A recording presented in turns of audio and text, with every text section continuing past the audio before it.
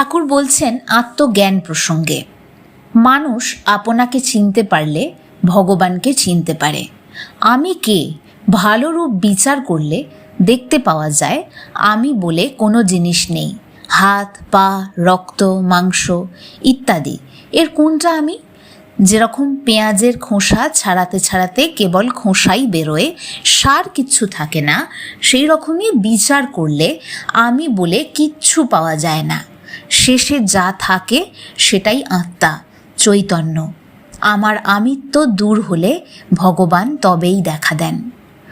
দুই রকম আমি আছে, একটা পাকা আমি আর একটা কাঁচা আমি। আমার বাড়ি, আমার ঘর, আমার ছেলে, এগুলো কাঁচা আমি। আর পাকা আমি হচ্ছে আমি তাঁর দাস, আমি তাঁর সন্তান, আর আমি সেই নিত্য মুক্ত জ্ঞান স্বরূপ।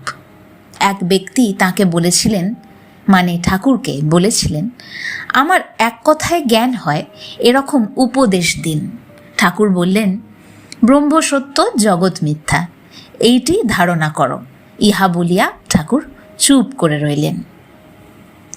শরীর থাকতে আমার আমিত্ব একেবারে যায় না, একটু না একটু থাকেই। যেমন নারকেল গাছের বালদ খসে যায় কিন্তু দাগ থাকে। কিন্তু এই সামান্য আমিত্ব মুক্ত পুরুষকে আবদ্ধ করতে পারে না। একবার ঠাকুর তোতাপুরীকে জিজ্ঞাসা করেছিলেন, তোমার যে অবস্থা তাতে রোজ ধ্যান করা কি আবশ্যক? তোতাপুরী উত্তরে বলেছিলেন, ঘটি যদি রোজ রোজ না মাজা যায় তাহলে কলঙ্ক পড়ে যায়। নিত্য ধ্যান না করলে চিত্ত অশুদ্ধ হয়। ঠাকুর পরমহংসদেব উত্তরে বললেন, যদি সোনার ঘটি হয় তাহলে পড়ে না। অর্থাৎ সচ্চিদানন্দ লাভ করলে আর সাধনের দরকার নেই।